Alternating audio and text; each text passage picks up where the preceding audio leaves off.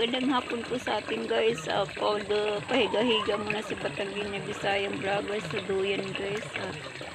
Kararating ko lang galing sa bayan. Ayan po guys. Ay nang-grill ko na kaandar at maya-maya ay didiligan ko uli yung aking mga tanim na talong.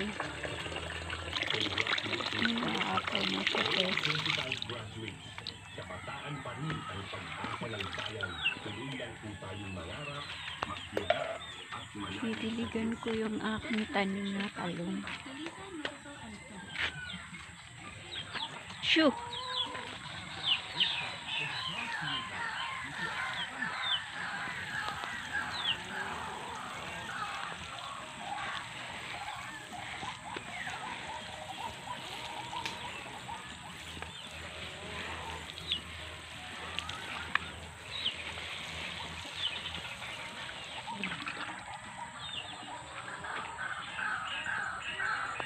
Tapos yung aking tanim na dragon fruit.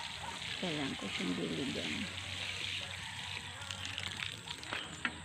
Sasabit ko dito guys.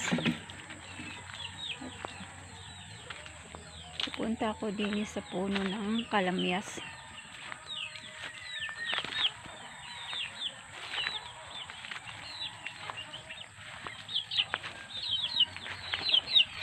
Ayan guys, kakatuwa yung bunga niya, hitik na hitik. Ayan ako noon.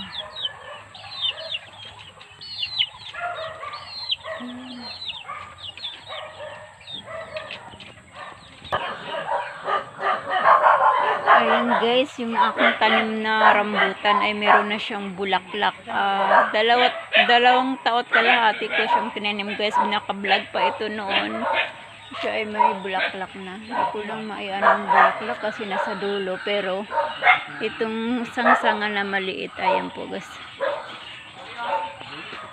Ayan ang bulaklak niya. 2 kalahating taon ko siyang tinanim. Pero nasa vlog ko siya guys nung itinanim ko. Ayun ganito na, parang kailan lang, ang bilis ng panahon. Ito ganito na siya. Ito na yung katawan niya guys. Binili ko siya ng halagang 170. Binili ko yun sa ibaan guys. Tapos may nagpapabili pa sa akin noon si Sis Jean. Pina-LBC ko pa nga din ang kanya noon at saka puno ng paminta. Ewan ko kung nabuhay yung kanya, pero yung akin Sis Jean arena. Ayan. Malaki na siya sis, may bulaklak na. Kaya ko tuwang-tuwa kasi parang kailang ko lang siya tinanim. Namumulaklak na siya.